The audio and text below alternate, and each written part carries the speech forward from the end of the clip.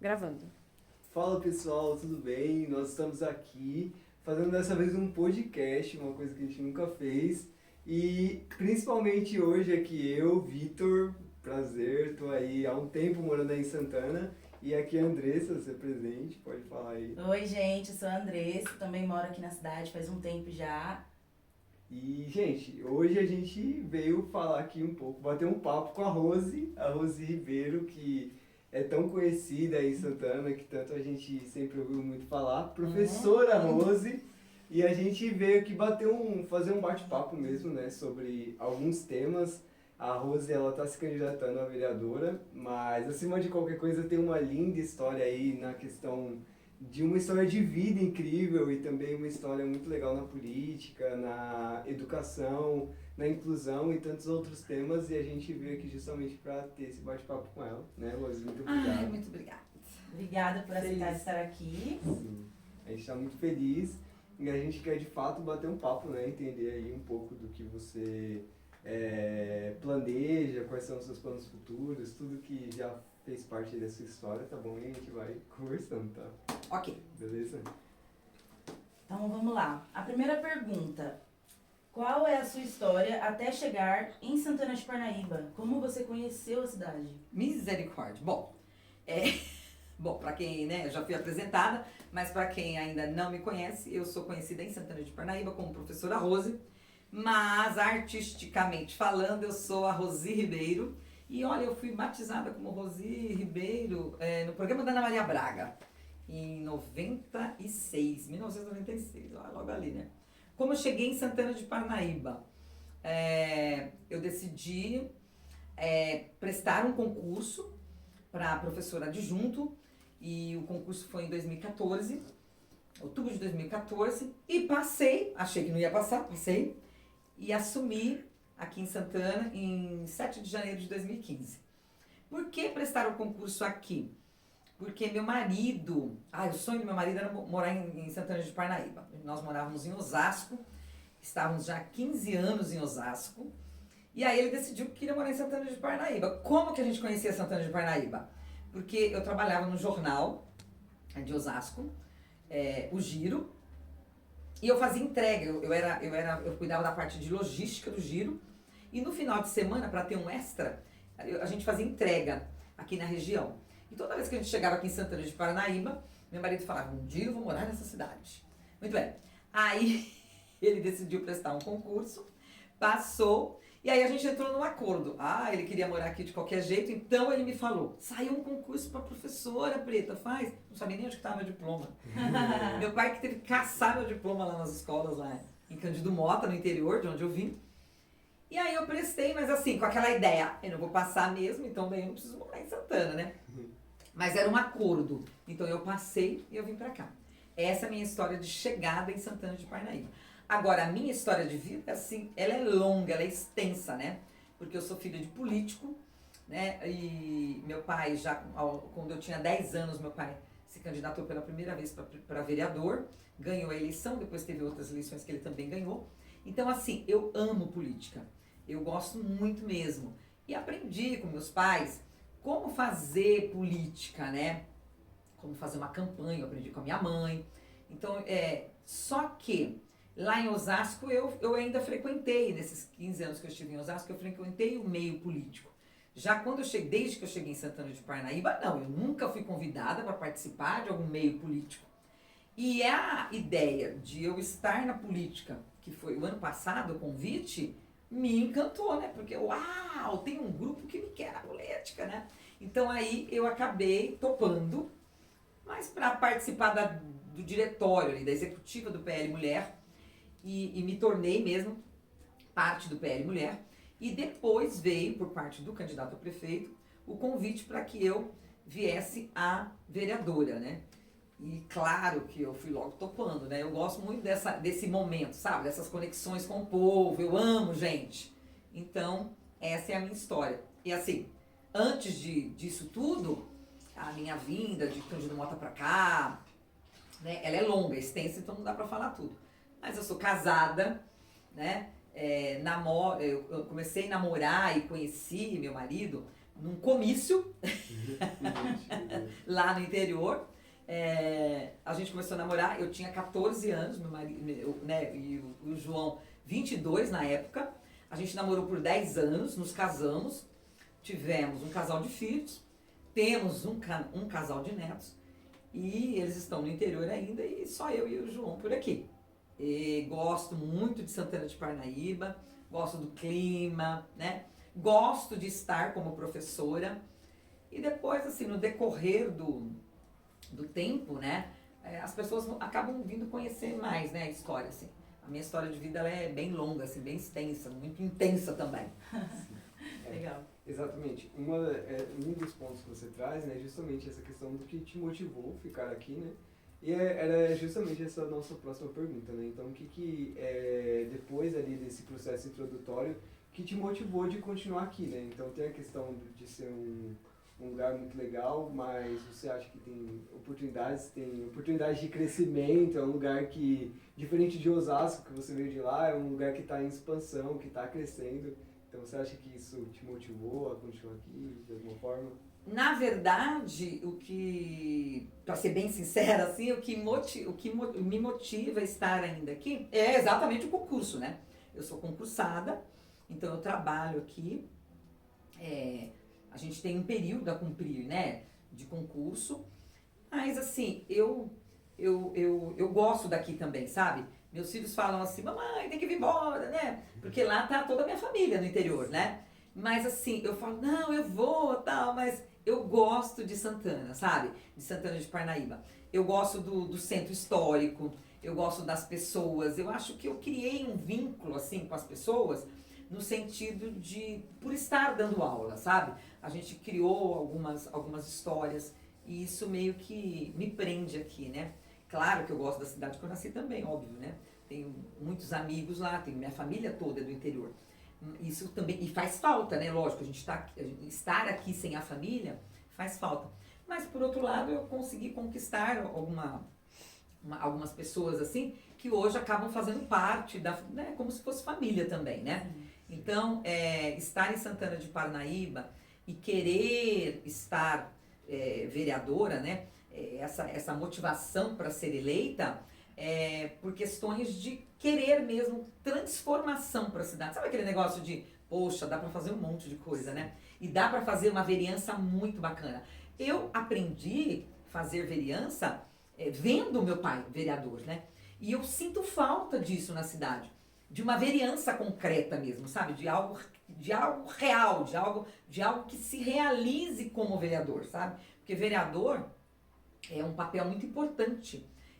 O vereador, ele é parte fundamental, é a base política de um município, né? Sim. E dá para fazer muito, dá para trabalhar muito. Poxa, estar numa casa de lei, né? Fazendo lei, olha que incrível isso, né? Então eu gosto disso. E eu gosto de ter essa noção de que eu posso mostrar como é de fato ser vereador. Como eu aprendi desde a minha infância. Desde berço, né? Praticamente. Legal. Uma coisa que chama muita atenção na sua carreira é que você sempre teve muito interesse na parte das pessoas com deficiência, como o autismo. Por que você começou a ter esse interesse e por que você tem interesse em implantar melhorias, atuar com crianças aqui na cidade, já que você sempre trabalhou com isso a vida inteira e sempre... toda a questão da inclusão, né? Da inclusão, exato. Que vem muito forte como uma desses últimos anos que tem trabalhado aí bastante nesse tema, né? Na verdade, desde a minha infância eu já lido com gente, né? A gente morou, meu pai foi presbítero da Igreja Assembleia de Deus, Ministério do Belém, durante muitos anos, quando a gente era criança. Então, desde criança, assim, acostumada com o púlpito, né? De estar nesse movimento de igreja, de estar ali envolvida com o microfone, que pega ali no púlpito, né? Cantar, participar da escola dominical. Então, tudo isso já trouxe essa questão social, né? Que isso é lidar com o social, né? Eu lembro que minha mãe sempre conversava com a gente a respeito disso. Minha mãe estudava durante o dia, que ela foi estudar depois de casada, e nós ficávamos ali para poder ficar com meu pai na igreja. Então a gente participava de todos os movimentos que aconteciam na igreja. E aí eu fui crescendo, né, nesse quesito de trabalhar com social. Aos meus 18 anos, eu fui assessorar a primeira-dama do município, a Terezinha Trench, lá de Cândido Mota. E trabalhando com a Terezinha, que era a mulher do prefeito na época, aos meus 18 anos, eu aprendi a gostar ainda mais de me envolver com essa questão social. Então, nossa menina, eu tinha 18 anos, sabe? Mas eu tinha essa ideia assim, de querer ajudar aquele povo. Então, eu fazia muita coisa. Eu tenho esse lado artesão da minha mãe, né? Então, eu colaborei muito ali naquele momento. A Terezinha está aí viva ainda para provar isso. E depois sempre ali no social, trabalhando. E quando eu cheguei em Santana, eu tive a oportunidade de ter uma sala de aula, logo no segundo ano que eu estava aqui em Santana. Eu assumi em 2015. Em 2016 eu tive a oportunidade de ter uma sala de aula de quarto ano, com 32 alunos, 8 inclusões, uma delas severa. E naquele momento eu tive resistência, quando me colocaram à frente desse projeto aí de ter uma sala de aula, eu meio que assustei, porque quando eu prestei concurso para adjunto, era exatamente, eu conversei com a minha mãe, eu vou fazer para adjunto, minha mãe, isso mesmo, tem que começar de baixo. Eu já tinha magistério, eu já tinha noção, nunca tinha dado aula, mas eu tinha feito um curso de magistério muito bom, e né, sabendo toda a didática de sala de aula e tudo. Mas existia um medo ali, será que eu dou conta de ter uma sala de aula depois de tanto tempo que eu me formei? Em 82, e eu fui prestar o concurso em 2014, né? Então, eu comecei de baixo, sendo adjunto. E quando que eu ia imaginar que eu ia ter uma sala de aula? Aí, quando me deram, né, essa oportunidade, eu pensei, uau! E foi um grande desafio. Foi neste ano, em 2016, que eu passei a amar a inclusão. Agora, veja bem que interessante. Eu estive em Osasco, quando eu morei, lá eu estive no Conselho Tutelar. E à frente do Conselho Tutelar, eu participei de um momento muito importante da minha vida. Ali, com todos os quesitos, né, com todas as questões conselheiras ali para serem resolvidas, eu fiquei muito envolvida com a questão de adoção. Então, eu participei dos encontros do ENAPA, que são os encontros de adoção a nível nacional. E um dos momentos dessa questão de adoção, que eu tenho aí umas histórias bem tristes também para falar sobre isso, eu fui visitar uma mãezinha em Joinville, que tinha tido um processo de adoção em Osasco, e lá eu pude conhecer uma criança que ela adotou, que era autista. E aí eu fiquei encantada com aquela situação, da dinâmica que essa mãe trabalhava com 3 crianças adotivas, sendo com deficiências. Então ela tinha um projeto ali e tal, ela criou enfim, é uma história bem interessante. Então já começou ali em 2010. Quando foi em 2016, eu tive minha primeira inclusão na sala de aula. E depois eu comecei a verificar as questões dramáticas de inclusão na educação. E isso fez com que eu me envolvesse de tal maneira a me especializar nas deficiências. E hoje, né, desde 2016, então, eu venho desenvolvendo um trabalho educacional voltado à inclusão em sala de aula e me especializando nas deficiências e com um amor gigantesco pelos autistas, sabe? Porque é uma questão bem pontual, né? Do autismo em sala de aula. Então eu venho me especializando nisso e é claro que dentro dessas especializações, dentro desses estudos, investigações, essas particularidades todas, a minha ideia para a vereança é, de fato, buscar o apoio para essas famílias, sabe? Trazer benefícios e trazer os seus direitos em suas garantias de fato. Nós temos algumas leis estaduais, nós temos leis federais e nós podemos muito bem fazer essa junção, né? Criando, inclusive, algumas leis mais pontuais, algumas pautas específicas para o atendimento específico e que ele tenha resultados mesmo de avanços e que a educação ela mude, porque precisamos dar conta dessas crianças na sala de aula, Precisamos que essas crianças, principalmente os autistas, eles tenham acesso livre aí na escola, de ficarem, inclusive, com a garantia de todo o seu percurso de horário-aula na escola, né? Então, é uma pauta, é uma bandeira, assim, bem diferenciada e que eu quero trabalhar muito para que essas famílias atípicas sejam, de fato, atendidas e muito bem atendidas. Isso aí. É muito legal isso que a Rose traz sobre essa questão das famílias, né? Então, tem todo um apoio ali que a Rose ela vem muito forte com essa questão de apoio para as crianças mesmo, né? Elas se sentirem inclusas não só na escola, mas no ambiente social como um todo. Isso. E uma coisa muito legal que você traz, né, Rose, é essa questão das famílias, né? Então, ouvir essas mães, né? Ouvir essas famílias que não tem um manual de instrução para se lidar com esse tipo de dificuldade. Bom se tivesse, né? Sim, e você vem ali dialogando com essas famílias, né? Queria saber de você mesmo, como que é quando você chega para conversar com uma mãe que tem ali essa grande missão, né? E como que tem sido, né, conversar com essas mães, né? Eu gosto muito disso.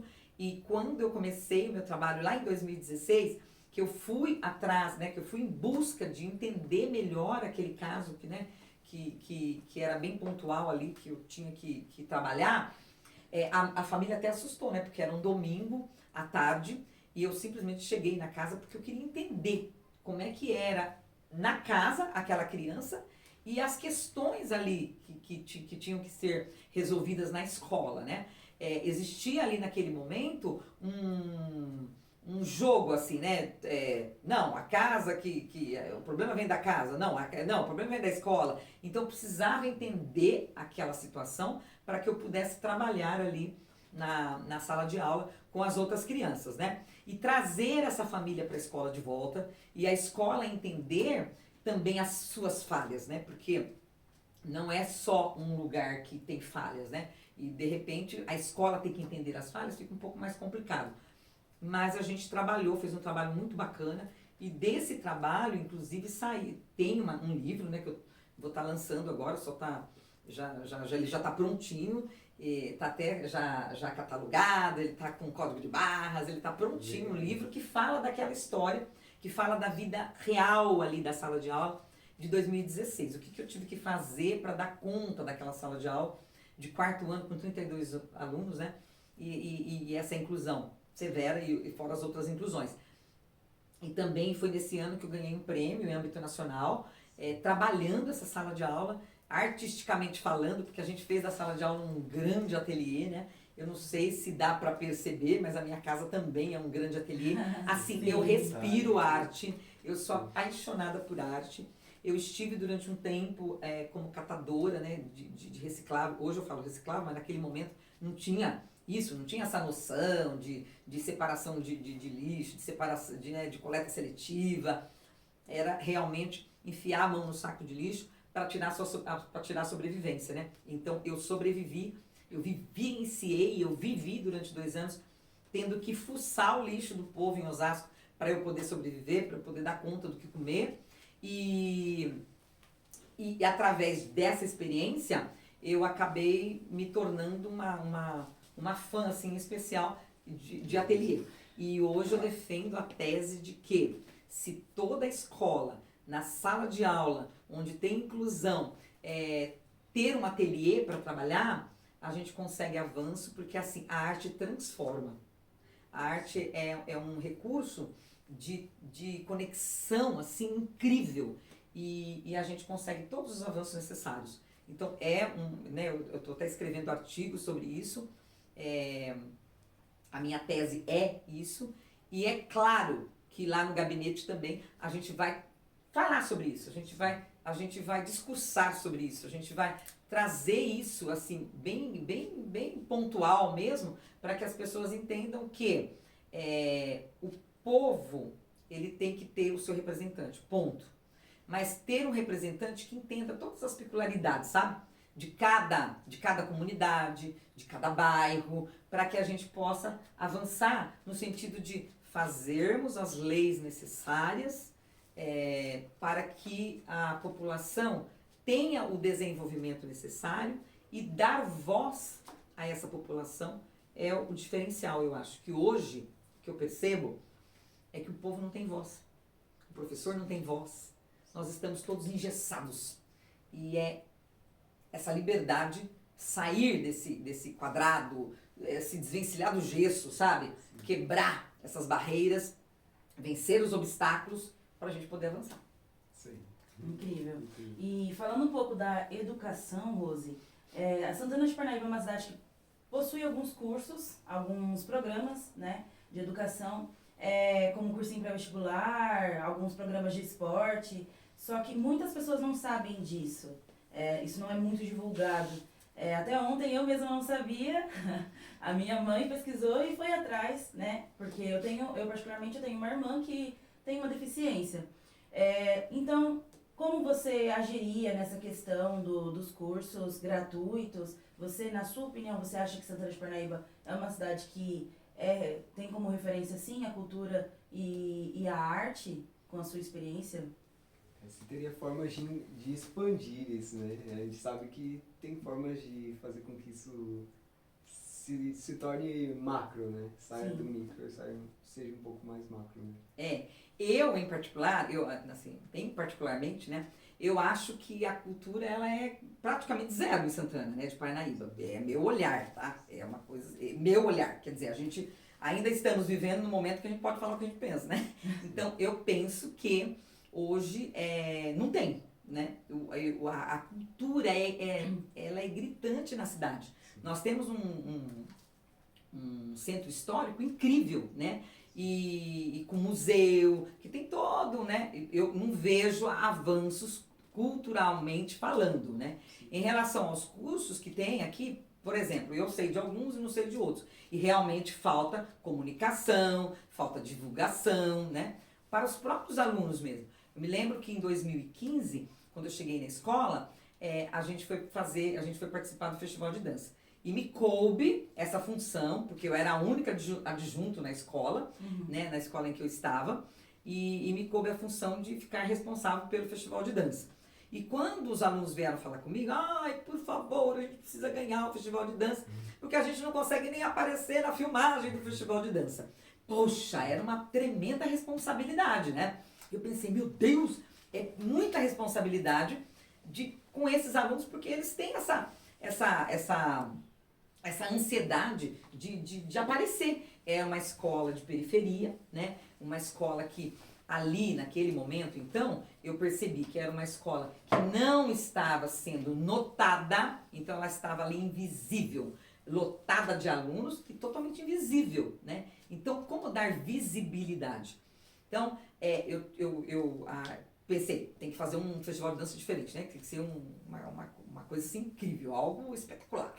Então, eu pensei, poxa, e se a gente fizesse dança contemporânea juntando com teatro, né? Para que tivesse um movimento aí deles entenderem essa questão cultural, essa questão da arte, né? Como arte mesmo, né? Uma arte meio que profissionalizada, sabe? Sim. E aí eu vim até o centro da cidade para ver onde que tinha algum curso de teatro, eu descobri que tinha. Mas o professor ali na época, ele foi muito amável com a gente, mas o que eu percebi é que não tinha alunos, né? Então eu juntei ali esse grupo de festival de dança, a gente montou um grupo ali para poder fazer esse curso. A gente fez o curso e depois a gente acabou gostando muito do teatro. O Vitor fez parte desse processo, né? Que foi incrível, assim, uma experiência fantástica. E em relação à participação, eu acredito que, por exemplo, meu gabinete. Vamos falar do gabinete que é de uma pessoa totalmente artística, né? É claro que a gente pode trabalhar essa questão, sabe, de participação da juventude. Eu sinto também que a juventude, ela tá meio que solta na cidade, né? Não tem, assim, um líder, assim, que possa trazer toda a juventude ali nas suas aflições, nos seus anseios, nas suas peculiaridades do que gosta, do que não gosta. É bem diferente de Osasco, por exemplo, né? Em Osasco eu tive vários projetos de arte lá. Eu era diretora de um espaço sociocultural incrível, onde eu tinha até uma companhia de espetáculos, né? E E aqui a gente tem arena, a gente tem teatro, a gente tem vários, a gente tem os espaços, né? A gente tem a parte concreta, né? O concreto, as bases aí, né? Mas a gente não tem esse movimento da juventude, né? E eu acredito que, embora eu esteja aí acima dos 60, eu sou apaixonada pela juventude, né? E eu acho que a gente tem que trabalhar isso. E o gabinete pode fazer isso. Outro dia eu conheci um trabalho de uma vereadora em São Paulo, que ela trabalha tremendamente a arte. Ela trabalha muito, ela vai para os bairros, ela faz movimento artístico, sabe? Eu participei de um movimento também, com políticos, com vereadores, na cidade de Sumaré, em determinado momento, e onde toda a cidade era envolvida com grafite, sabe? Eu tive projeto de grafite na cidade de Osasco, eu sou apaixonada pelo grafite, eu sou apaixonada por esse movimento de bike, e a gente tem que agregar tudo isso, juntar tudo isso, e fazer assim um boom na cidade, né? Porque a gente consegue, a gente tem potencial para isso, porque a gente tem o humano. O povo a gente tem, né? A juventude a gente tem. Então o que está precisando, né? Precisando de alguém que vai lá e fala, agora a cultura aqui vai funcionar, né? Sim. Agora a cultura tem que funcionar. Sim. Então como que vai funcionar? Se não dá para funcionar pela máquina, vai funcionar pela Câmara. Se não dá para funcionar pela Câmara, vai funcionar por um gabinete. Mas que vai funcionar. Porque tem que funcionar. Então aí que a gente tem que, né, falar com essa juventude, sabe? Sim. Falar com a juventude, tem como fazer. Tem os caminhos para fazer. A gente tem verba parlamentar, a gente tem empresas, a gente tem como fazer, basta querer fazer. Certo. Sim, verdade. Essa questão às vezes as pessoas não dimensionam que a arte ela tenha um poder não só de entretenimento, né? Eu falo pelo menos pela minha vida que a arte ela transforma de fato. Transformação total. Então dá um sentido ali, você pode pegar pessoas que elas vieram de uma realidade totalmente ali de uma condição muito humilde e você fazer com que a arte mude a história dessa pessoa. Eu fui mudado pela arte, até hoje eu faço teatro, faço dança, sou apaixonado, faz parte da minha vida e de fato isso é importante, porque é como estourar uma bolha social, né? Então, exatamente. Uma bolha social que às vezes a gente não vai conseguir alcançar ali com a força do nosso próprio braço, mas a arte ela vai fazer com que você chegue a lugares incríveis. Eu me lembro que eu lá na cidade de Osasco, eu fui assessora de uma vereadora, hoje vereadora, né? A Ana Paula Rossi, ela ficou à frente da Secretaria de Promoção Social e eu fui trabalhar com ela, a convite dela. Eu dirigi um espaço cultural bem grande, maravilhoso, incrível, onde lá eu pude criar e executar 13 projetos sociais lá, culturais, né? Sociocultural. E aí, eu me lembro que antes de eu ir para esse espaço, eu estava assessorando ela na campanha, numa das campanhas dela, e a gente foi visitar uma ONG lá na Zona Norte de Osasco. E assim que a gente chegou, eu vi, era uma ONG onde tinha aulas de grafite. Tinha várias oficinas ali, uma das oficinas era grafite. E tinha 2 rapazes ali fazendo a aula de grafite. E tinha um professor. E aí eu fiquei olhando para aqueles 2 rapazes, eles eram bem novinhos, sabe? E eu fiquei olhando ali, olha que incrível isso. E naquele momento, eu fechei o olho, a Ana Paula estava conversando lá com o presidente da ONG, e eu fechei o olho e assim, bem assim, muito sutilmente, eu coloquei a mão assim e abençoei o trabalho daqueles 2, né? E ali naquele momento eu fiz uma oração, é verdade, isso é real. Eu coloquei a mão assim, abaixei e falei assim, Senhor, dai-me a oportunidade de eu ser alguém nessa cidade. Porque se eu for alguém nessa cidade, esses 2 meninos serão também. Eu abençoarei esses 2 meninos, porque eles estavam ali como alunos, mas eram professores, e estava na cara que eles eram professores, sabe? Eles eram muito bons. E não demorou muito, a Ana Paula assumiu a Secretaria da Promoção e ela me convidou para ser diretora desse espaço. E no dia que ela me colocou no carro, não esqueço jamais isso, ela me colocou no carro e falou, vamos ali. E fomos, o motorista, ela e eu atrás, e ela pegou e falou assim, olha esse espaço, que lindo. Era lindo, era gigante, assim, tinha 3 prédios, sabe? 3 construções incríveis ali. Ela pegou e falou assim, é todo seu. Meu Deus, eu não lembro o que eu fiz, mas eu acredito que se eu não fiz, eu pequei. Porque o correto seria ali ajoelhar e falar, Senhor, muito obrigado. Porque eu peguei 3 prédios, gente, para administrar 3 prédios, tá? E aí, o que eu fiz falou assim, vê o que dá para fazer, né? E ali naquele momento, os 2 primeiros nomes que foram na minha lista para trabalhar ali comigo foram desses 2 meninos, né? E eles se tornaram professores de grafite ali naquele espaço. A gente fez um projeto de grafite chamado Intervenção Urbana e a gente tratou, cuidou e ensinou a arte do grafite ali para adolescentes que hoje já são, né, homens, né? Homens e mulheres ali. E esses 2 meninos, até hoje, eles estão no meu coração e a gente conversa. Hoje mesmo mandei para os meus filhos várias mensagens e áudio de um deles que mora em Belo Horizonte. Ele montou uma empresa em Belo Horizonte, vive do grafite, sabe? O outro tá lá em Osasco. Mas assim, e quantos adolescentes ali foram formados nessa instituição, né? Nesse projeto, foram formados, eu os acompanho ainda, a sua maioria eu os acompanho, né, o dia a dia deles, uns casaram-se, outros ficaram na arte, outros formaram-se advogados, nutricionistas, mas olha a importância, era um espaço que era para atender crianças e adolescentes em situação de rua, né, ou numa situação qualquer ali que o juiz pudesse mandar para ali, para aquele espaço. E olha, hoje eu vejo ali pelo Face que eu acompanho e falo com eles também, eu vejo o quão valioso foi aquele trabalho, gente. E qual era a minha função ali? Apenas dirigir aquele espaço, sabe? Sim. Apenas dirigir. Eu não precisava fazer nada disso, mas eu fiz, entendeu? E depois, quando eu fui para o Conselho Tutelar, qual era a minha função? Apenas ser conselheira. Mas eu não fui só conselheira. Eu me envolvi de tal maneira que eu trabalhava 24 horas, pode perguntar pro meu marido. Pergunto pro meu marido se nos 3 anos que eu tive no Conselho Tutelar, que a minha época de 3 anos, foi 2009, 2010, 2011, se eu vinha para casa dormir. E quando eu dormia, eu ficava pensando, meu Deus, isso aí é aquele caso, e até hoje eu choro por alguns casos ainda, sabe? Que não foram bem sucedidos nas suas resoluções, por questões mesmo ali de não dar conta mesmo da solução. E no gabinete, não é óbvio que não vai ser diferente, né?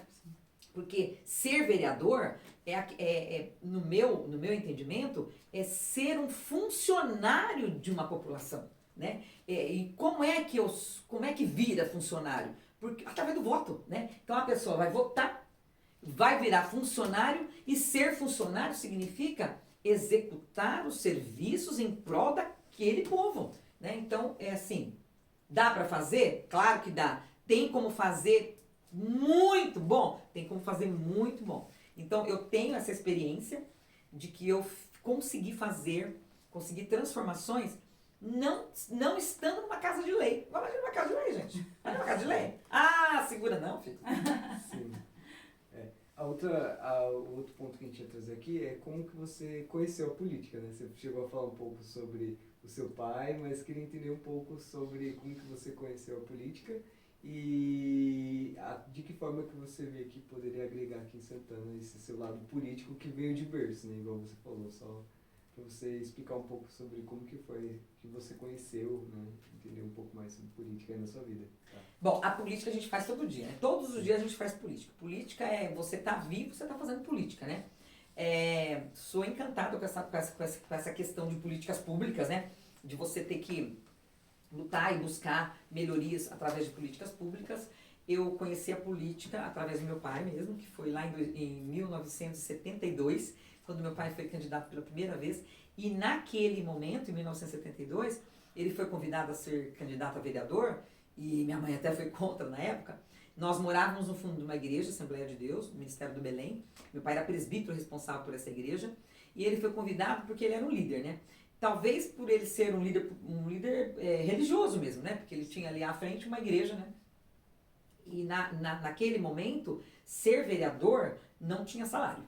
Então era por amor à comunidade mesmo. Era um representante do povo, né? De fato, e sem salário. Então, tinha que cumprir lá as obrigações de ir para a Câmara, e eu lembro que ele saía de bicicleta, né? A gente não tinha carro, ele saía de bicicleta para poder verificar os bairros, para poder verificar ali o que podia levar para a Câmara, né? Obviamente que ele foi eleito, mas depois ali na Câmara, Era isso que ele fazia. E ele foi, eu acredito eu acho até que foi o primeiro vereador a levar o povo para dentro da Câmara mesmo. O povo não tinha essa noção de que podia ir lá para a Câmara, né? E ele levou o povo para a Câmara. Quando ele foi presidente da Câmara, ele fazia atendimento lá para o povo. Então tinha uns dias que ele ficava lá atendendo o povo nas suas peculiaridades lá do que precisava, das suas precisões, né? E isso foi bem assim, bem pontual na minha vida. Depois ele trouxe também para a cidade um albergue, né? Então ali, meu pai, ele não tinha estudo, mas ele fez primeiro ano de grupo, sabe? Mas ele tinha essa noção de que ele era um servidor do povo, né? E talvez por conta da religião, né? De servir mesmo ao povo. A Bíblia é muito clara nisso, né? Amai uns aos outros, né? E ele era isso mesmo, ele era puro amor pro outro, né? Então ele se dedicava ao outro. E aí ele trouxe essa questão também do albergue. Então eu fui crescendo nisso. Quando eu prestei um concurso, aí trabalhei na prefeitura, né? Aos meus 18 anos, com a primeira dama. Então eu levei essa bagagem, né? De servir o próximo.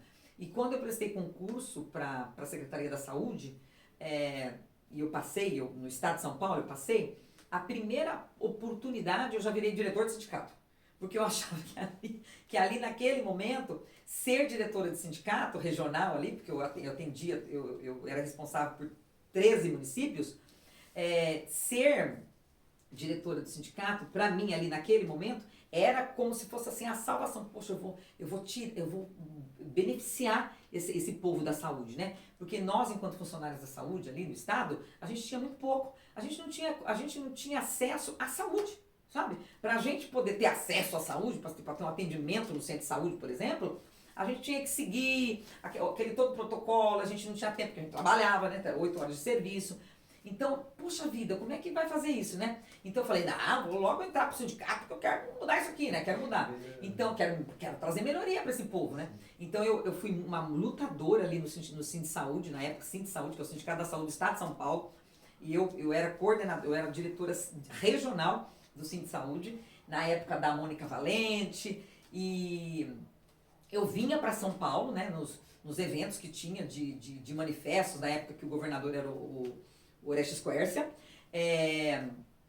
e depois eu descobri que o Franco Montoro, né, que já tinha sido governador, ele tinha feito ele tinha um decreto ali, que todo local público que tivesse pelo menos, no mínimo 60 mulheres em idade fértil, poderia ter um centro de convivência infantil, que era uma creche, né, para os seus filhos.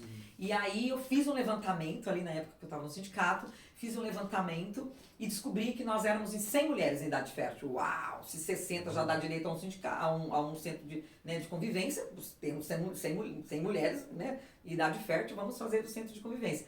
E comprei uma briga para montar o centro de convivência infantil, consegui montar, aí já estávamos no governo do Fleury, né, do governador Fleury, vim para São Paulo e o meu diretor lá do ESSA, que é o Escritório Regional de Saúde, da região 20, que era a região de Assis, ele falou assim, você não vai conseguir nada. E quando eu mandei uma cartinha, né, mandei uma carta pro governador, dizendo que eu queria falar com ele, eu fui lá correndo falar pro meu pai é um bom político, eu vou falar com ele, parabenizar, né? Aí eu fui falar com ele, pai, eu mandei lá, ele falou, governador, nem falei, nossa, eu quase morri, chorei, falei, meu Deus, o governador não vai ver minha cartinha. 3 dias depois recebi um telegrama que eu podia vir para São Paulo, que o governador ia me receber. Olha quanta honra! Eu vim para São Paulo, fui recebida pelo Fleury, falei para ele dos anseios da região, trouxe tudo pontuadinho, direitinho. Eu tenho ainda esses documentos guardados aqui, que eu trouxe tudo certinho que eu ia pedir para ele. E um dos pedidos mais fortes era o Centro de Convivência Infantil. E eu lembro que ele me olhou naquele tapetão lá no gabinete, lá no palácio. Ele me olhou assim e falou assim, mas como que você quer que eu monte Nós não temos verba para isso. Falei, mas nós temos condições de fazer. Basta o senhor autorizar, o senhor é o governador. Aí ele falou, como? Eu falei, o senhor está inaugurando daqui a pouquinho um hospital regional em Assis. Por que o senhor não diz, pega os funcionários, põe a mais, Se o senhor vai contratar 30 funcionários, contrata 40 e põe lá no centro de convivência. Puxa vida, o senhor consegue fazer isso. Eu estou com um monte de criança lá que precisa ser atendido. As mães precisam trabalhar bem, as mães precisam estar despreocupadas, né? Então, eu trouxe toda essa questão para ele, meu diretor, do lado assistindo, porque ele não foi comigo, mas depois ele foi lá me sondar, né? E aí o governador falou assim, bom, então você vai lá na Secretaria da Saúde, não vou esquecer nunca, você vai conversar com o Fernando Casquel Monte, não sei se ele existe ainda. E aí eu fui até a Secretaria da Saúde, conversei com o Fernando Casquel, a pedido do governador, e o Fernando falou assim, ó, vai lá em Assis, volta lá em Assis, aluga uma casa e pode montar o seu centro de convivência infantil. Cheguei toda feliz, alugamos uma casa, pertinho do Escritório Regional de Saúde, o ERSA, e aí a gente construiu esse processo todo junto com as mãezinhas ali.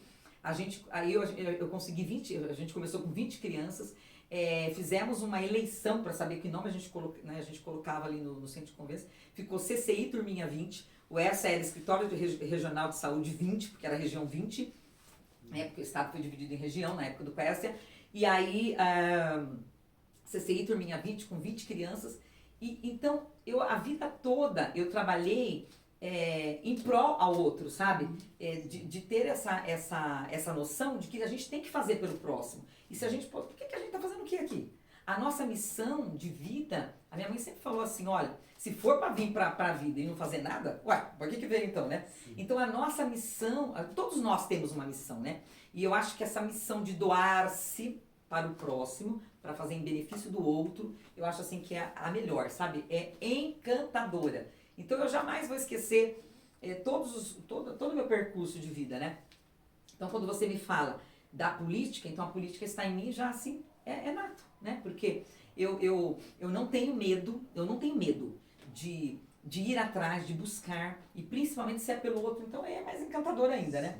E sempre ter a política no meio, porque para a gente conseguir, a gente precisa atrás dos governantes, né? Daqueles que estão no poder. E não diferente em Santana.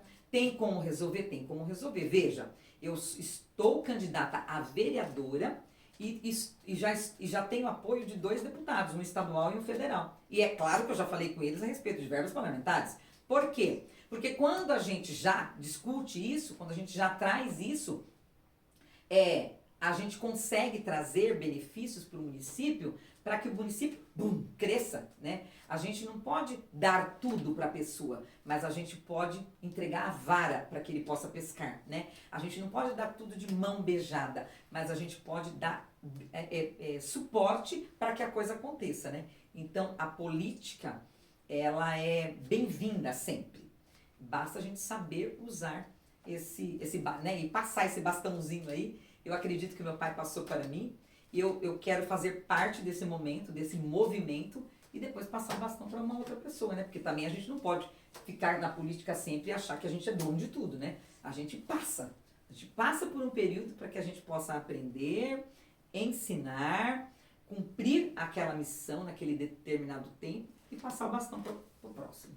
É isso. Perfeito. O vereador, ele é a voz do povo, de fato, né? Então, a voz do povo. Trazer a voz aí. Exatamente.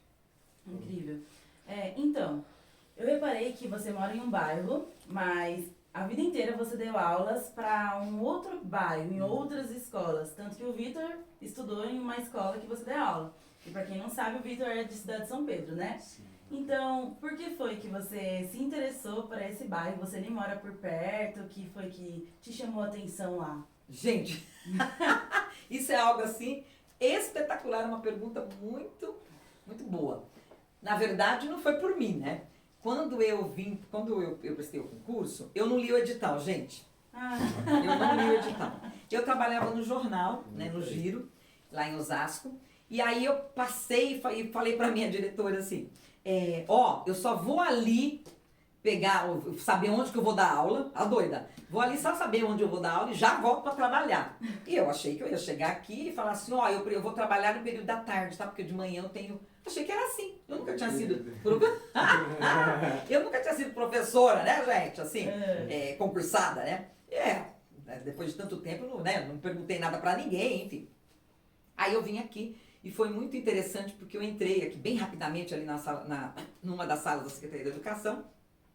Tava aquele monte de professores lá. E quando chegou a minha vez, eu peguei e falei assim, olha, eu já sei a escola que eu vou. Eu quero Cururuquara, né, porque é aqui perto de casa. Eu quero, e depois ficava fácil para eu, né, ir, né, o percurso até Osasco, para trabalhar no jornal e tal. E eu quero o período da tarde. Todo mundo olhou pra minha cara, deu risada, né, como assim? Aí caiu a ficha, hã? Tá? Não é só meio período, é período integral. Nossa, e não tinha tempo de eu, assim, não tinha como eu ligar pra minha diretora e falar assim, ai meu Deus do céu, é período integral, e agora? Bom, eu tinha passado no concurso, falei, seja o que Deus quiser, se Deus me colocou, né, me fez passar nesse concurso, né, então é pra eu assumir aqui. E aí, a pessoa que estava ali, uma das pessoas que estava ali à frente dessa atribuição, falou assim, e não é a escola que você quer, não, é a escola que tem. Aí eu falei, ah, é? Ah, não é a escola que eu quero, não é assim perto da casa da gente? Não. Mas a gente não tem direito de trabalhar perto da casa da gente, querida. É a escola que sobrou. Tá, e qual a escola que sobrou? JK. Onde é essa escola? É na cidade de São Pedro. E onde que é essa cidade, gente? É outra cidade? Aí me explicou que era um bairro e tal. Aí eu perguntei, porque nessa altura do campeonato minha cabeça falou, né? Porque eu ia ficar sem carro, eu não tinha carro, eu usava o carro do giro. Então se eu tava com o carro da empresa, como é que eu ia? Eu tinha que devolver o carro, eu já não ia trabalhar mais na empresa, então eu ia ficar a pé. E como é que eu vou nessa escola? Então foram me explicar tudo, que o ônibus tinha ônibus perto, que parava lá perto, né? Então, assim, não foi uma escolha. Eu caí no São Pedro, né? Caí no São Pedro, na cidade de São Pedro, que é um bairro daqui da cidade de Santana de Parnaíba, e graças a Deus, né, que é uma escola que fica bem pertinho mesmo do ponto de ônibus, e quando eu cheguei lá, na cidade, nessa escola, eu me apaixonei, porque eu cheguei no mês de janeiro com a escola fechada, não tinha aluno, era recesso, era férias, né? Sim. E aí não tinha aluno, então eu fiquei lá durante o período de janeiro, que eu entrei dia 7 de janeiro, né? E as aulas começavam em fevereiro. Então eu fiquei lá com o pessoal da limpeza, o pessoal da cozinha e os inspetores de alunos, né? E sem aluno. Então eu fiz amizade. E aí o que aconteceu? Me falaram que tinha uma liderança no bairro, né? Eu já queria conhecer essa liderança. Opa, quem é essa liderança? Então eu comecei a caminhar na cidade, ali na cidade, né? Ali no bairro, para poder conhecer aquela clientela, para ver a clientela que eu ia trabalhar, né? Eu sempre fui muito curiosa, assim, muito investigativa, né? Então eu fui conhecer ali essa clientela e descobri assim que, nossa, que delícia que é. Bom, aí estando ali, eu fiquei de fevereiro a agosto, só eu de professora adjunto, numa escola período integral. Então era assim um caos, era a tragédia. E aquela escola barulhenta. Ai meu Deus, tô quase desistindo, voltando pro jornal. Mas aí eu fui criando vínculos com a... E sabe o que me encantou? Assim, gente, eu não tinha nada. Eu ainda moro, né, de aluguel. Eu não tinha carro. Mas aquela população tinha menos que eu. Sabe, os alunos. E aí eu falo assim, nossa, eles não entendem de arte. Não, eles não entendem de arte. Eu não entendia quase nada, eles também não entendiam. E assim, eu comecei a ficar preocupada. Porque eles não conheciam o centro de Santana de Parnaíba. Exatamente. Não conheciam o centro de Santana de Parnaíba. Como assim não conhecem o centro de Santana? Vocês não conhecem? Eles falavam assim, eu vou lá em Santana. Mas vocês moram em Santana, né? Como que vai lá em Santana? Vocês moram em Santana. Então eu comecei a me envolver com os alunos ali, né? Com a galera. E como eu ficava, porque é uma escola integral, então eu chegava lá às 6 e pouquinho da manhã e só vinha embora à tarde, depois das 16. Então o almoço era junto com eles, né? Aí o que aconteceu? Como eu sou totalmente envolvida, né? Eu queria ficar no sábado, eu queria ficar no domingo, eu queria fazer parte daquele lugar, né? Então eu acabei me envolvendo por conta disso, entendeu? Depois eu saí de lá do JK e fui para outra, vim aqui pro meu bairro, né? Uma escola aqui perto, em 2017. Não resisti, voltei lá para a cidade de São Pedro, porque eu gosto muito porque eu acabei que me envolvendo muito com o povo de lá. Gostei muito ali daquele povo, assim, acho que são a minha cara, né? E fiquei por lá em outras escolas também. Hoje eu estou na escola do lado de cá, né, que é na rua da minha casa, porque facilita, porque meu marido está doente, né, então facilita a minha vida. Mas sempre com o pezinho lá, né, porque eu gosto daquela clientela, eu gosto daquele movimento lá, até pela questão de que eu existo. Gente, vocês estão me vendo, né? Eu existo. E essa existência, eu gosto do compartilhar, sabe? Então, ó, eu estudo muito, eu leio muito, eu gosto muito. E aí, poder compartilhar com aquele povo, sabe? De falar, olha, para falar para as crianças, vamos falar sobre Machado de Assis? Vamos conversar sobre Carlos Drummond de Andrade, né? Vamos falar sobre a dança contemporânea? Vamos falar sobre o teatro? Vamos falar sobre o que tem em Santana de Parnaíba lá no centro? Vocês sabiam que tem um museu e tal? Então, passar esse conhecimento, mínimo que seja, eu acho encantador. Então, por isso que eu gosto daquela, porque o povo lá, eu digo, né, quem passou por mim, alunos e tal, você estar ali à frente, falando, eu sou totalmente falante, né, ali falando, e eles assim, sabe, olhando assim, Encantados. Babando no que tá falando. Nossa, que coisa melhor que isso, gente? É encantador, é incrível. Então, assim, não foi uma escolha, eu quero ir lá. Foi de Deus, né? Talvez assim, talvez não, tenho certeza. Um propósito de Deus, um propósito mesmo de bênção sobre a minha vida. Eu fui para um lugar que naquele momento precisavam de algo diferente. Eles estavam com sede da diferença, com sede de aprender diferente, com sede de entender processos escolares de um modo diferente do que eles estavam acostumados, entendeu? Eu acho que o Vitor sabe falar melhor que eu sobre isso. Então eu acho que a minha chegada lá foi exatamente isso. Deus me colocando no lugar onde se fazia necessário naquele momento.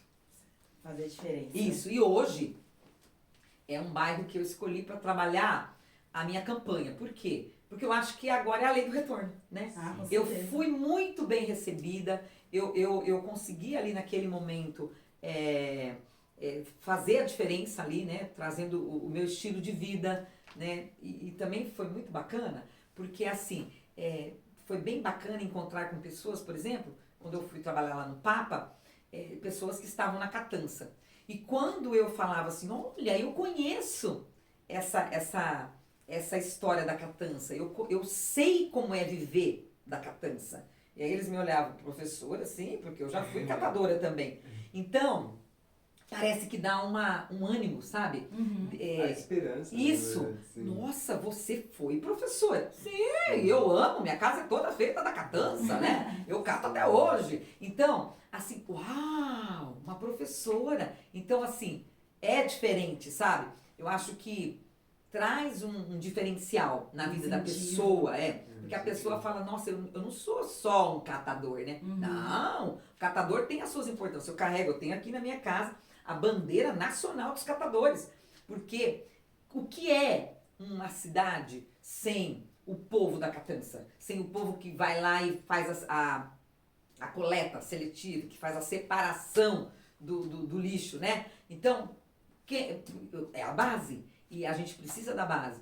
Então, passar essa história real para eles, fez toda a diferença também, certo? Então, hoje, ir lá, voltar lá naquele bairro e falar, olha, agora nós vamos juntos caminhar para um novo momento, que é o momento nosso, o momento de nós termos voz juntos, sabe? Sim. Porque teve um primeiro momento que foi de eu me juntar ali a eles e a gente aprender junto. Agora a gente já aprendeu. Agora chegou o momento de nós nos juntarmos e decidirmos que temos voz. É isso, entendeu? Por isso que a minha volta lá agora nós estamos de igual para igual. Agora juntos somos uma só voz. Incrível. Isso aí. Meu, é incrível, né? Essa questão de literalmente estourar uma bolha, né? De você estourar a bolha, né? Entender uma realidade de uma região que, como você sempre, a Rose costuma falar sempre, essa questão de ser uma região muito interior, mas ao mesmo tempo muito próximo da capital. Então, é um contraste, né? Mas que a gente tem muito a aprender, né? Sem dúvidas. Com certeza. Um ponto que eu ia trazer aqui, Rose, é a questão da juventude, né? Então, antes de qualquer coisa, nós que somos jovens, a gente sempre tem ali algumas dificuldades em relação à política, e eu acredito que por muitos motivos. A gente não aprende sobre política na escola, Os nossos pais, muitas das vezes, não discutem sobre política, a gente não tem uma cultura dentro do nosso país que fala muito sobre política, você sabe muito bem disso, mas a gente que é jovem, a gente tem sim, né, o poder de voto e acima de qualquer coisa a gente tem muito anseio de ter pessoas que deem voz, né, para aquilo que a gente precisa e tudo mais. Eu queria só que você falasse um pouco, né, de que forma que você pretende alcançar os jovens, né, você já citou N motivos, né, N formas que você acaba trazendo os jovens para perto de você, né, mas eu queria que você falasse um pouco sobre isso, sabe, como que ali a gente pode se sentir acolhido, né, eu particularmente já me sinto muito acolhido por ser um jovem ali, que vê uma pessoa que olha além daquilo que está aos olhos nus, né, então a gente que é jovem, a gente tem sonhos, a gente pretende alcançar lugares na arte, alcançar lugares na vida profissional, emocional, existem N cenários que a gente pode alcançar, né? Então, eu queria que você falasse um pouco sobre como que você pretende impactar ainda mais os jovens, né? Já que você já tem tantos trabalhos aí efetivos em relação a isso, tá? Então, na verdade eu já pensei muito sobre isso, né? E assim, você estar depois dos 60, falar da juventude, parece assim que é meio estranho, né? De repente o jovem mulher fala, o que essa velha aí tá falando, né? Faço, né? Mas todos nós temos alguns ciclos, né? Todos nós temos ciclos a cumprir, né? Eu também já fui jovem, né? E eu sei que, graças a Deus que eu fui criança, fui adolescente, fui jovem, né? E assim, eu sempre fico antenada nas questões da juventude. Eu sou encantada com a juventude porque é a juventude que vai tocar, né, o país, é a juventude que toca tudo, né? É um ser que move, né? Está no movimento o tempo todo. A criança, a juventude, enfim. E por isso que eu sempre, eu pontuei ali, eu escrevi dentro do meu, ali das minhas pautas, eu escrevi que no gabinete, enquanto vereadora, terá um representante do jovem, né? Para ter essa linguagem com o jovem, né? Hoje eu entendo que algumas coisas da juventude, tem coisas até que eu não concordo. Não significa que não vai existir, né? Tem coisas que eu falo, ai meu Deus, que coisa chata, né? Mas a juventude gosta e tem todo esse processo de que eles vivem assim. Então, a gente tem que dar voz para o jovem, ter um representante ali jovial, um representante jovem, né? Para falar com essa galera, por isso que vocês estão aqui, né? Sim. Porque na minha campanha tem aqui essas duas peças raras que representam a juventude. E o que é representar a juventude? E lá, na base mesmo, né? Lá no como fala? Para poder falar a linguagem da juventude e trazer para o gabinete, né? Para que a gente possa resolver. Claro que as ações da juventude eu amo. Por exemplo, ter ações pontuais todo mês com a juventude para que se extravase, sabe? Eu acredito que a cidade ela tem que ter um espaço para o jovem. Eu gosto muito da ideia de um espaço gigante, sabe? Onde os jovens possam se reunir, onde os jovens possam andar de bicicleta, todo mundo junto, onde os jovens... sabe uma coisa que outro dia eu estava pensando? Nem sei se pode falar, né? Mas algumas ações que a juventude gosta e que possa fazer num determinado local sem perturbar os outros, sabe? Sem ser incômodo para o outro, né? Mas um local onde eles possam ser felizes ali fazendo o que gostam, por exemplo, algum tipo de jogo, mascar chiclete, vai lá, gente. A juventude ama, né? Eu até há pouco tempo eu mascava chiclete. Ter um paredão para você pôr o chiclete lá, porque faz mal para o meio ambiente o chiclete no chão, certo? Ali, né? Conduzindo mal ali o solo. Mas de repente um paredão para você grudar o chiclete, né? De repente um paredão para você pegar tinta e spray, uau, né? Extravasar com o barulho da latinha, que é incrível, né? De repente um momento para tomar Coca-Cola, né? Então, eu acho que a juventude, ela traz N benefícios, né, para o município.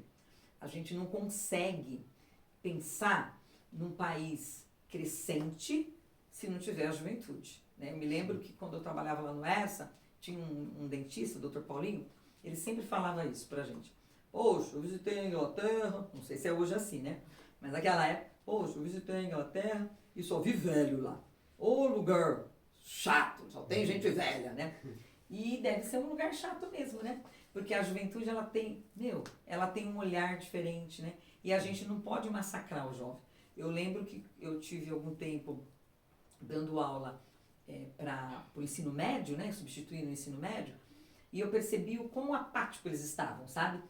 Cansados, porque a maioria ali trabalhava o dia todo e à noite vinha para a escola e não tinha ânimo nem de estar ali vendo o professor dando aula.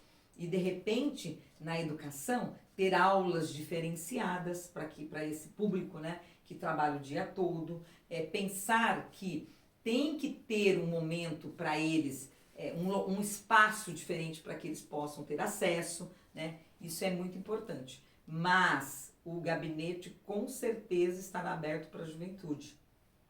E a gente precisa ouvir os jovens, a gente precisa ter ações, a gente tem que buscar empresas que tragam ações, né, para os jovens. Lá em Osasco eu tinha uma parceria com uma empresa multinacional, onde a gente tinha ações com as tintas em spray, para que os jovens pudessem se interagir ali com as tintas em spray nos finais de semana.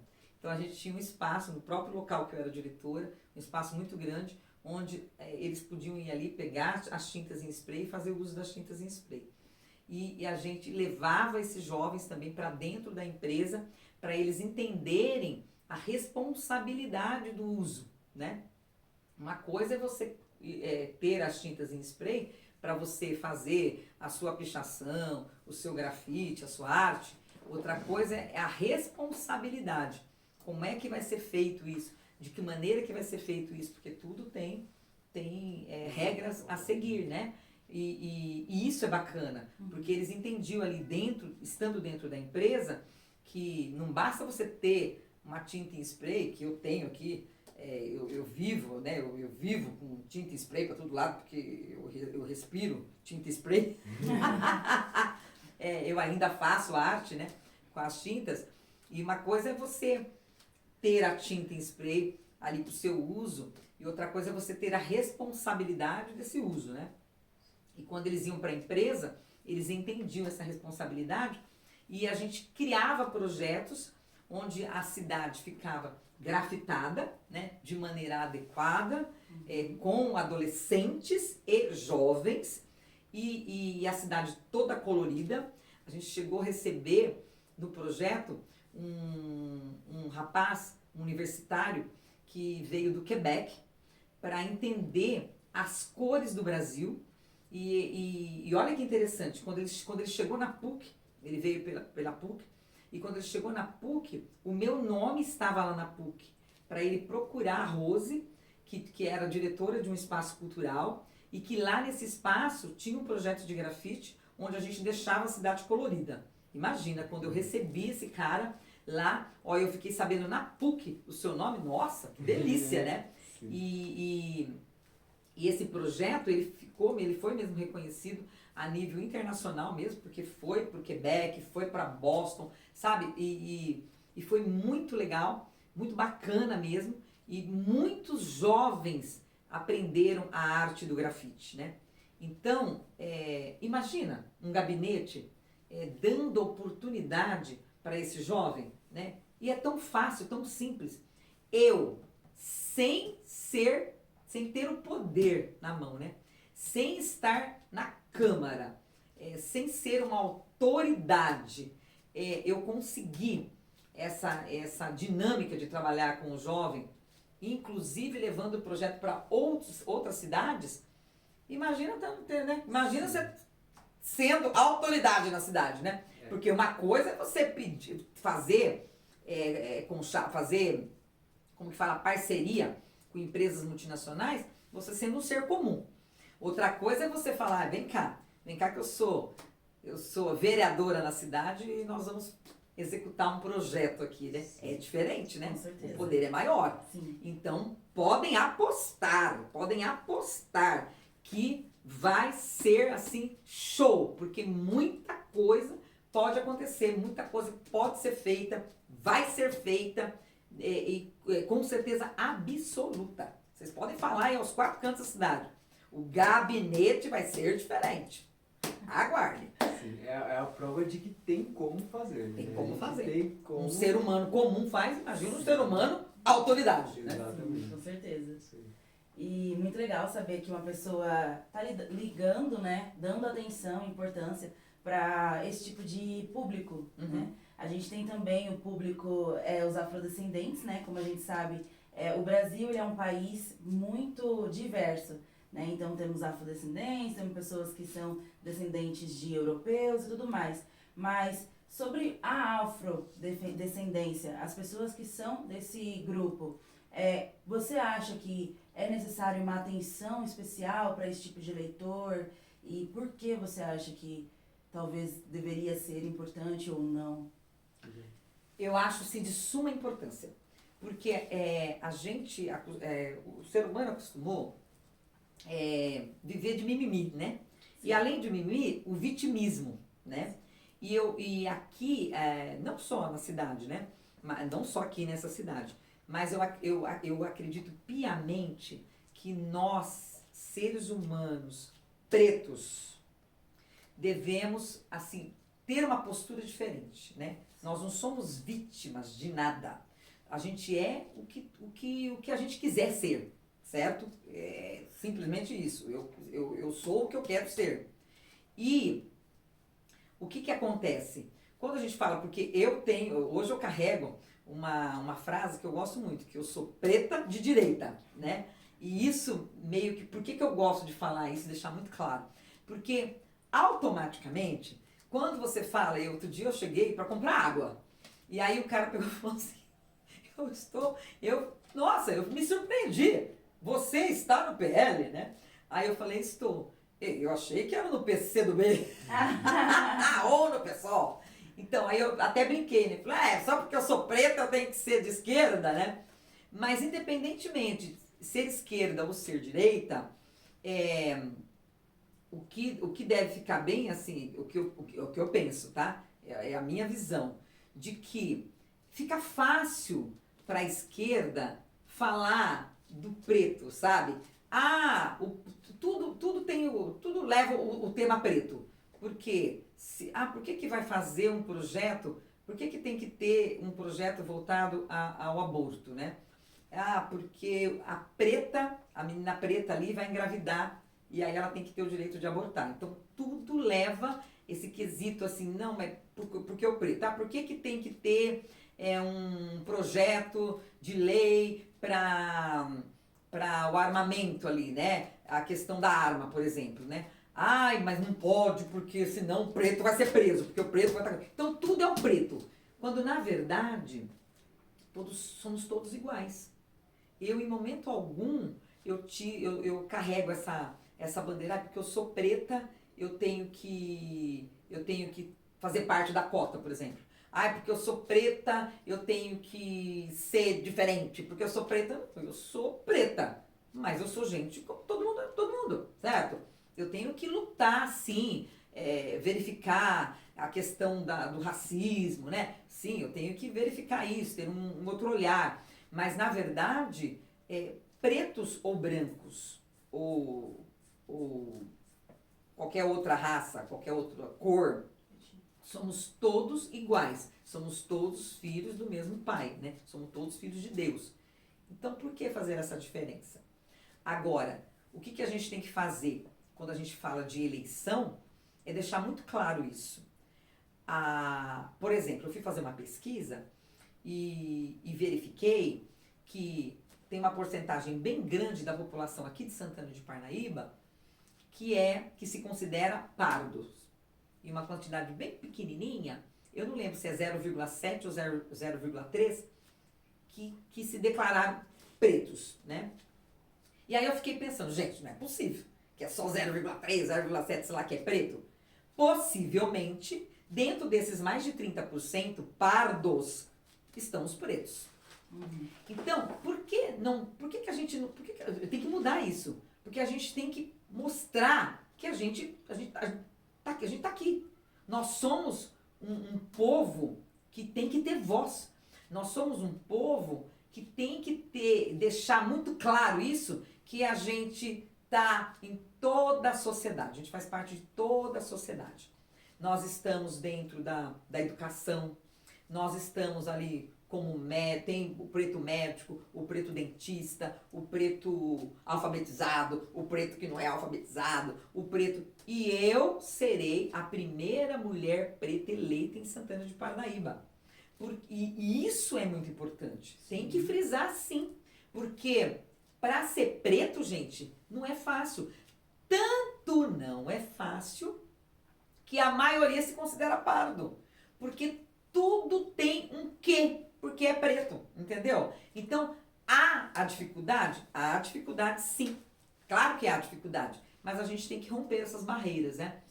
E a gente tem que mostrar para todos que a gente existe, que nós não somos diferentes, que não devemos ser tratados diferentes e que a gente estuda, que a gente quer crescer na vida sim, a gente quer fazer parte da sociedade normalmente, como todo mundo faz parte. E as questões raciais, de racismo, né, na verdade, elas têm que ser discutidas e rediscutidas, têm que ser avaliadas. As nossas crianças pretas, elas têm que ser tratadas de maneira igual, né? E a gente tem que mostrar que nós somos diferentes no sentido da cor da pele, do jeito do cabelo, mas olha quantos avanços a gente já teve, né? No sentido de, quando eu comecei na televisão, que eu fiquei muito tempo, muitos anos na televisão, em programas de artesanato, e eu me lembro que na época do Netinho de Paula, ele falava assim, nossa, que horrível, porque o fone aqui, o negócio do ouvido aqui, não tinha da cor. Não tinha da cor preta, era branco. Então ficava aquele negócio branco no ouvido, parece que tinha um tufo de algodão. A gente avançou até nisso, né? Hoje tem produtos próprios para o cabelo afro.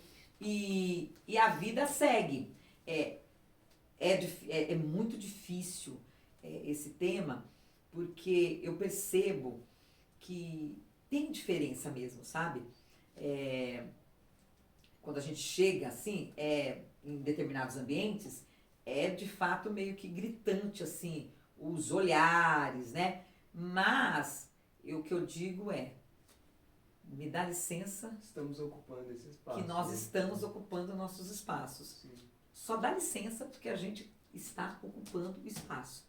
E imagina, o meu gabinete, uma mulher preta, professora, eleita, de direita, não vai ser tudo, gente?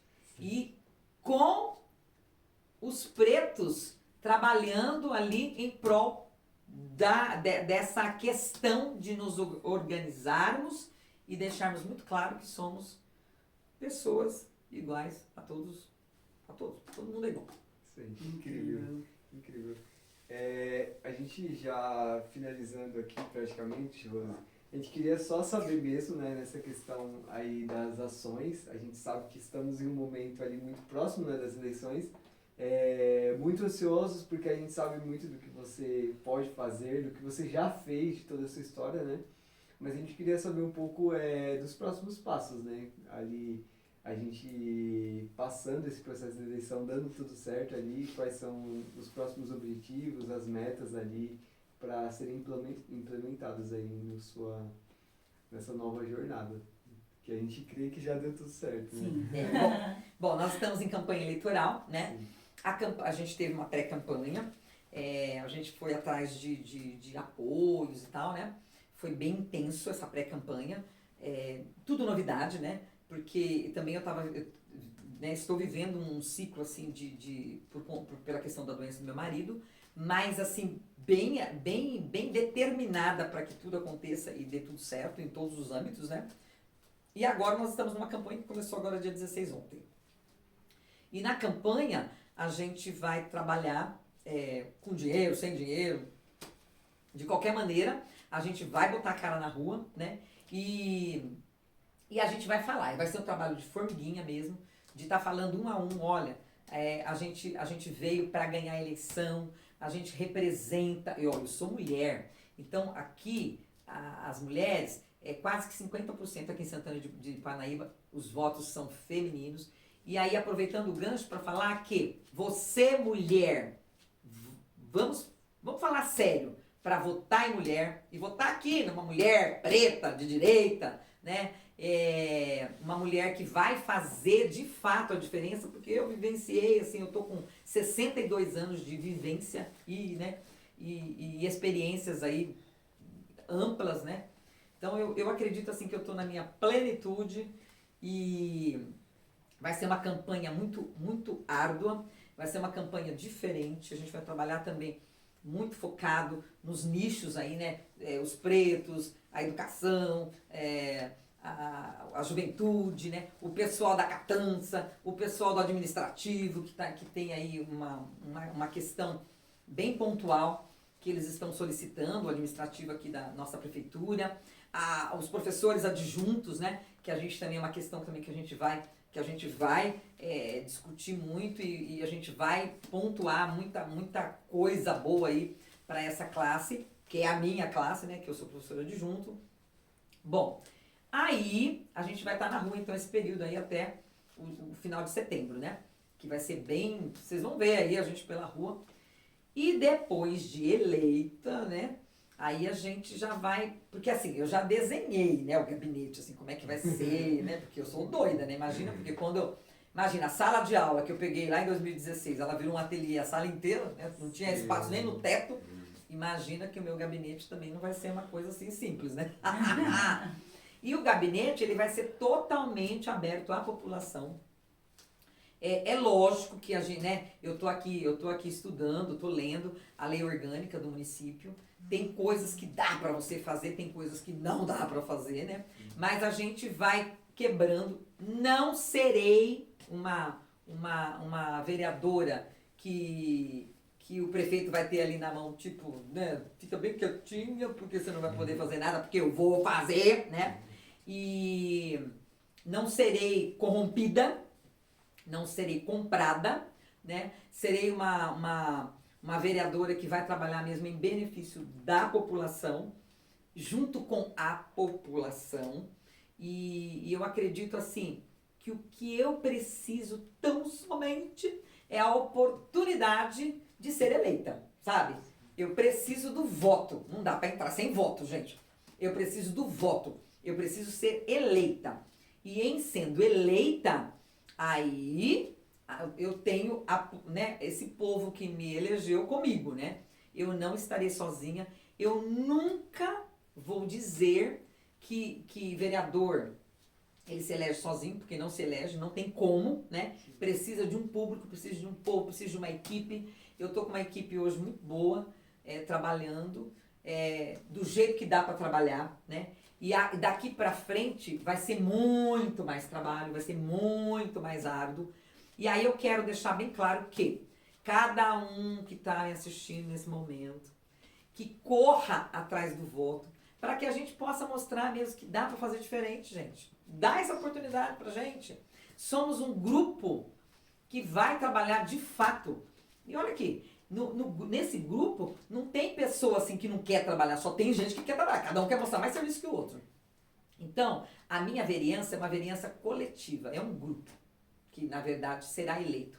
E esse grupo vai trabalhar por Santana de Parnaíba, independentemente se é da cidade de São Pedro, se é do São Luís, se é lá como fala aqui, do Jardim Isaura, se é do Parque Santana, se é de Alphaville. Nós estaremos antenados e ligados em cada bairro, em cada ponto, para que a gente possa fazer uma vereança de fato com decência, atendendo todas as peculiaridades, ouvindo o povo, ouvindo a população, dando voz à população, porque eu sei o que é você querer fazer e não ter voz. Eu sei. É isso que eu vivencio aqui. Nessa cidade, não me deram voz. Não me deixaram trabalhar como deveria trabalhar, sabe? Porque eu me engessaram. Aqui na cidade, eu fui engessada. E por estar engessada é que o Leandro Monteiro, que é o candidato a prefeito daqui da cidade, foi ele quem me trouxe para esse grupo novo que está surgindo em Santana de Parnaíba. E ele me deixou ter voz. Então, saiu todo o gesso que estava em mim, né? E agora, o que precisa, de fato, é que eu seja eleita, que eu tenha essa oportunidade para trabalhar, e esse grupo vai trabalhar por Santana de Parnaíba de um jeito diferente, como não foi visto aqui. Porque desde que eu moro aqui, já há 10 anos, eu não vejo a Câmara trabalhar como tem que ser trabalhado, que é ser funcionário de fato do povo. E ser funcionário do povo, ser representante do povo, é ouvir a população. Eu não consegui ser ouvida e eu faço parte dessa população. Então, agora nós vamos ter um grupo para trabalhar, para ouvir, para atender e realmente fazer acontecer. Isso aí. Incrível. Bonito, incrível. Eu queria que antes de qualquer coisa, né, você falasse o seu número pra não esquecer. Bom, e aí... eu coloquei lá vai aparecer na urna, gente. Professora Rose. E o meu número é muito fácil. 22123. Professora Rose, 22123. Estou no PL, que é o Partido Liberal. Sou preta de direita. Então, ó, não votar em branco, não votar nulo, votar na preta aqui, votar na Rose, 22123. E posso garantir, espera aí. Espera pra ver. Não tem aquele negócio do espera pra ver? Sim. Aqui é vota pra ver. Vota que vocês vão ver a mudança nessa vereança. É isso aí. E muito obrigada. Obrigado. Muito obrigada a você por estar esse tempo conosco, né? E é isso. Até a próxima. Até a próxima.